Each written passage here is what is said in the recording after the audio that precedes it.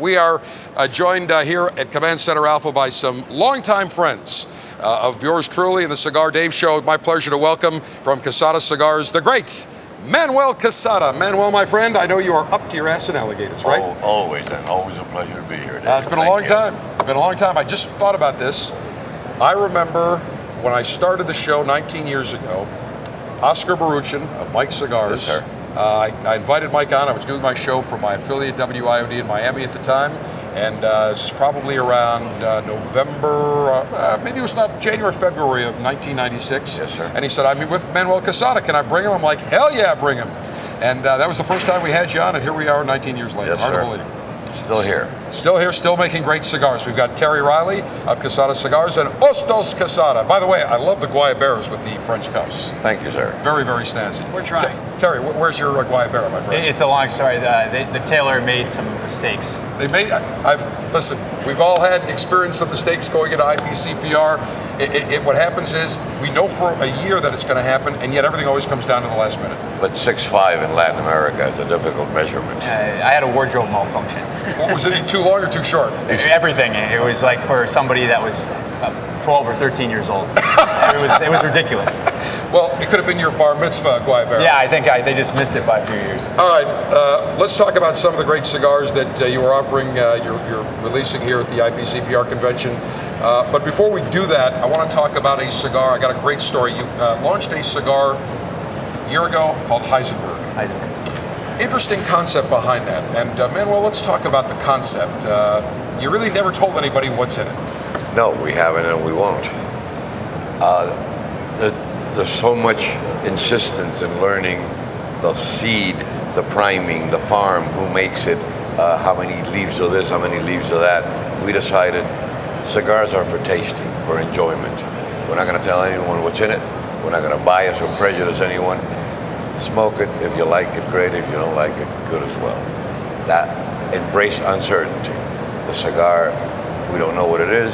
It's a cigar. Light it up and enjoy. And the name has some interesting meaning as well, Terry. The Heisenberg name. It does. I mean, there's Werner Heisenberg, who was a physicist from the 1920s who came up with the uncertainty principle. And again, very much going with what my uncle said about there's only so much basically you can know in life. And because of that, you just sit back, enjoy the cigar, and enjoy it for what it is rather than what you think it's supposed to be. And if you watch Breaking Bad, the main character was also known as Heisenberg, and you timed that beautifully. Yes, well, that worked out very well as well. That worked out very well. Serendipity. I just started watching it on Netflix about 3-4 months ago. I just finished it a few weeks ago. And as I was watching this, a great show, and then they started talking about Heisenberg, I'm like, wait a minute, that sounds very familiar. I know that cigar. And I want to tell you a story about that cigar because, and I told this to you, you gave me a couple of boxes when I saw you in Miami, probably about February, March, something like that. And I took some of those cigars to Charlotte for a live broadcast that we did in association with the Tinderbox back in mid-June. And I had a whole bunch of my crew from Buffalo and London and Charlotte around the country came in. And I put out a couple of boxes of Heisenberg. And they go, what are these? I'm like, just smoking. And it was the small Corona size. They loved it. They go, this is great, what's in it? I'm like, I can't tell you. I'm sworn to secrecy. I didn't want to tell them. I didn't know what was in it. They loved it. And I started with 2 boxes. I went to go grab one myself. They were all gone. So quick and the dead. Very, very popular cigar. And it's interesting because sometimes there's that mystique factor. People don't know what it is. They almost want it more. Yeah, that's what we were looking for when we did it. Nowadays, people want to know everything, the crop, where the tobaccos are from, when it was grown, everything. We just say, sit down and enjoy the cigar for what it is. Right. It's a pleasure. And that's not a bad thing, Manuel, because I think when you think about it, that means you have consumers that are very interested and passionate about your product. And it has brought a lot of arguments about what's in it. Everybody has a theory. Right. And they just argue back and forth, and it's good. It's fun. Great cigar. Love the box. You can see it behind us. It's a very cool looking, very scientific, if you will. Yeah. Very cool, very cutting edge. Quesada 40th anniversary. 40 years. It's my 40 years making cigars, yes, sir. 40 years, and you've seen a lot in that 40 years. When you think about it. Quite so. You think about the Renaissance, you think of the boom, you think about when you started 40 years ago, there were no enemies of pleasure. We didn't have to deal with the FDA. No. People just lit a cigar and enjoyed it. That's right. And we didn't have the smoking restrictions and the enemies of pleasure and good old everybody telling days. you what were good old days, exactly. We had the right to choose. That's right. Which is being taken away from us today. That's exactly right. So when you think about being able to survive 40 years in any business, that's a major accomplishment. You have your entire family, your daughters as well that are in it. And this Quesada 40 cigar, I'm sure, is reflective of those special 40 years. Of the 40 years that we've been doing it, yes, And sir. tell me about that cigar. It's going to be, two sizes are going to be limited sizes. A Salomon press, which is a very unique size, never done in the industry before. Toro press, limited size as well, and then 3 sizes that will be ongoing as a regular line. A Toro, a Robusto, and a Gran Toro. Basically a Dominican blend with a Mexican wrapper on it. San Andrean Marron? Yes, sir. We talked about this yesterday. The one theme that I'm seeing this year, and every year there's always a theme that I try to find in terms of what's going on in the world of cigars. I try to find out, is there a theme in terms of wrapper, in terms of flavor profile, in terms of taste. I'm always trying to look for that theme. And the theme this year, without any question, is San Andrean Marron wrapper, that Maduro wrapper that has been grown for a long time by the Torrent family, but it has exploded on the number of cigars being used. Why? Because it's a fantastic tasting wrapper, pure and simple. And it blends very well. Why does it blend very well? It has characteristics that are very compatible with the Cuban seeds that are being grown in the Caribbean, in Dominican Republic and Nicaragua as well. So it allows you to make a blend that's very tasty, very aromatic, a lot of flavor, a lot of presence in your palate, and a lot of personality as well.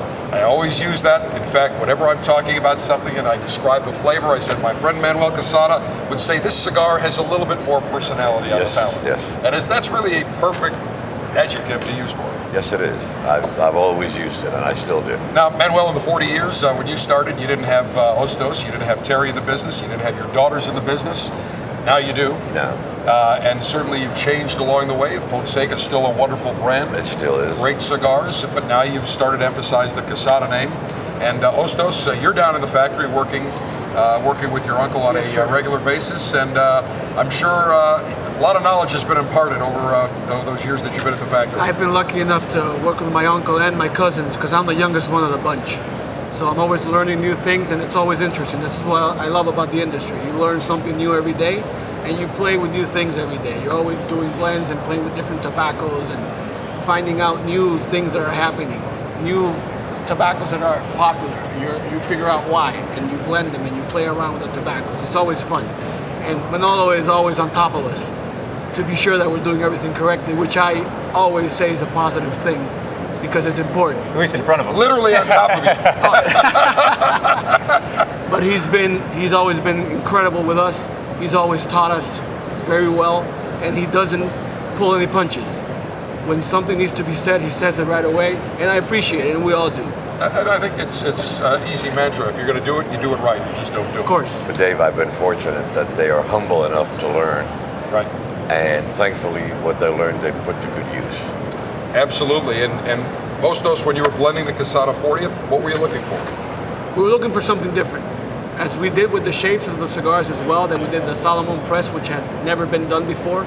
We were looking for a blend that was different from everything we've done before. We had never worked with the Mexican Sumatra wrapper, so that was interesting to come up with a blend around that wrapper. And thankfully, it's been very successful. People have been very happy with it, and we're very happy because at the end of the day, those 40 years are dedicated to my uncle. It's all for him, and we're trying to make his name be well followed.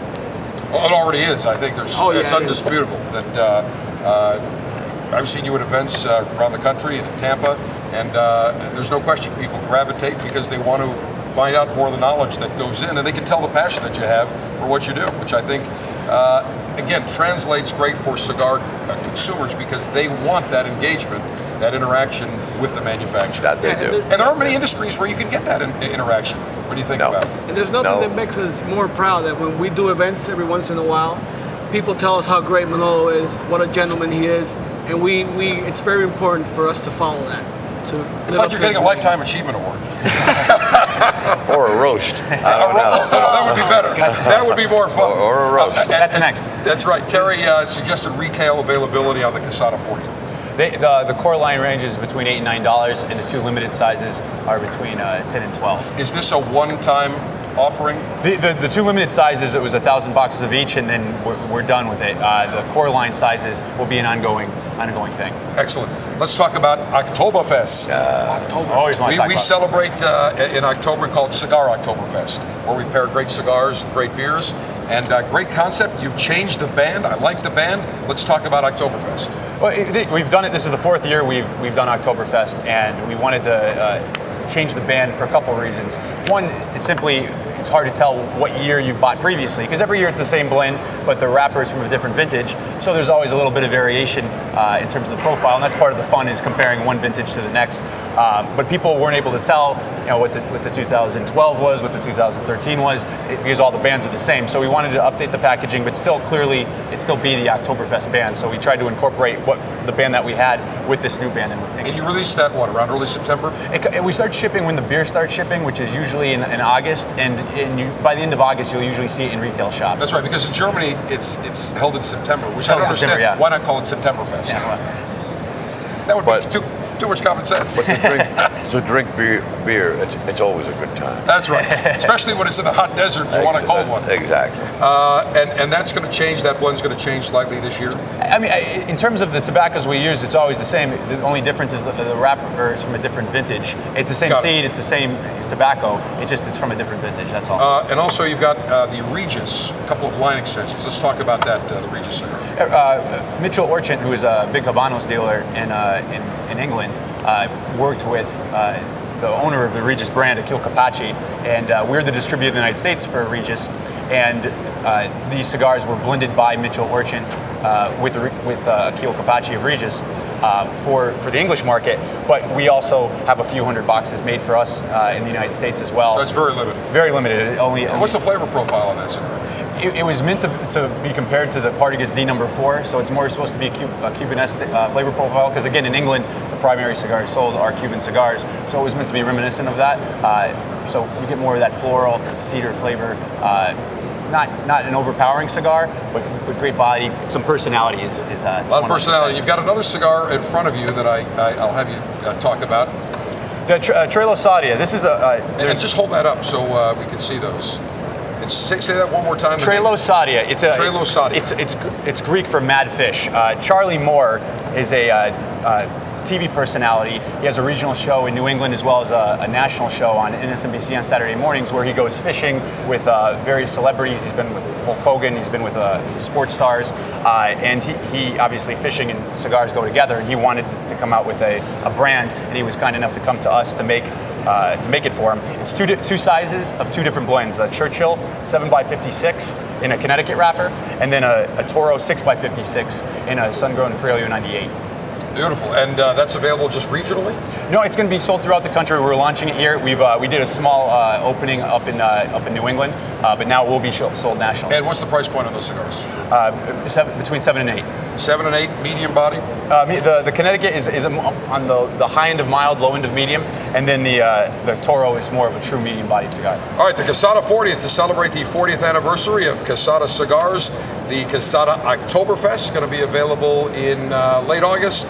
The Regis, couple of new sizes, and I'll say that one more time. Trelo Sadia. Trelo Sadia. Yes. Very good. Yeah, you're always after my pronunciation. Trelo Sadia. It took me a lot longer to get it. Manuel Quesada, Terry Reilly, Hostos Quesada of Quesada Cigars. Gentlemen, as always, great to see you. Always a pleasure. Very good, and we will see you soon.